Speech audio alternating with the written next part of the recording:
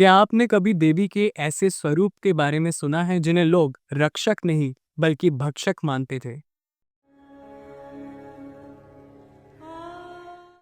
इन देवी की कथा को जानने के लिए हमें उस काल में जाना पड़ेगा जब देवी का चंड मुंड नामक असुरों के साथ घोर संग्राम हुआ था। कालिका देवी ने चंड मुंड के साथ युद्ध किया। युद्ध में दोनों भाइयों को मार दिया और फिर उनका नाम पड़ा चामुंडा।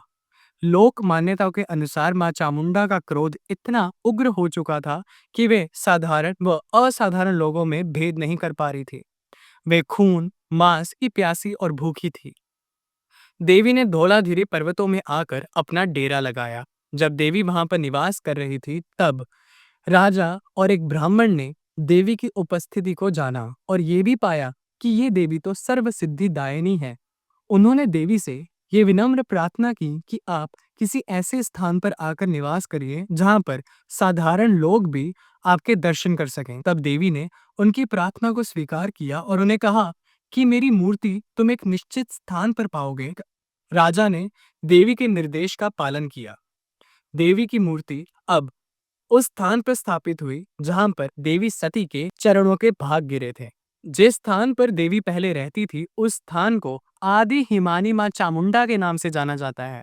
अब वो जब नए गांव में आई, तब वहां के लोगों में ये प्रथा प्रचलित हुई कि देवी इतनी उग्र है कि यदि उन्हें बलि प्रतिदिन नहीं चढ़ी तो वो किसी भी मनुष्य को अपना ग्रास बना लेगी। गांव वालों ने ये समाधान निकाला कि हर मनुष्य अपनी मर्जी से देवी को बलि के रूप में समर्पित करेगा। अब नंदी नाम की महिला के पुत्र की बारी आई। तब भगवान शिव की वे आराधना करने लगी। वे बालक और भगवान शिव बालक के स्वरूप में क्रीड़ा कर रहे थे। तब देवी शक्ति ने उन्हें देखा और क्रोध में भर गई कि मेरी बलि का समय है, मुझे बलि क्यों नहीं अर्पण हो रही। भगवान शिव ने देवी को ललकारा। मां आद्या शक्ति ने भगवान शिव के ऊपर 3 शिलाओं को फेंक कर मारा और वे समझ गईं कि ये कोई साधारण बालक नहीं है। उन्होंने ध्यान लगाया और ये पाया कि वो बालक भगवान सदाशिव है। तब देवी का क्रोध शांत हुआ और भगवान शिव ने उन्हें ये भी कहा, आपको केवल मुर्दा मनुष्यों की ही बलि चढ़ेगी। इसलिए मंदिर में आज भी शमशान घाट मौजूद है। जब प्रकृति हमें कुछ देती है, हम उसका सम्मान नहीं करते, तो प्रकृति आपदाओं के रूप में हमें उसका भुगतान करवाती है। इसी प्रकार देवी गौरी के रूप में हमें दुग्ध देती हैं। जब मनुष्य उनका सम्मान नहीं करते, तब वे काली के रूप में रक्त लेती हैं।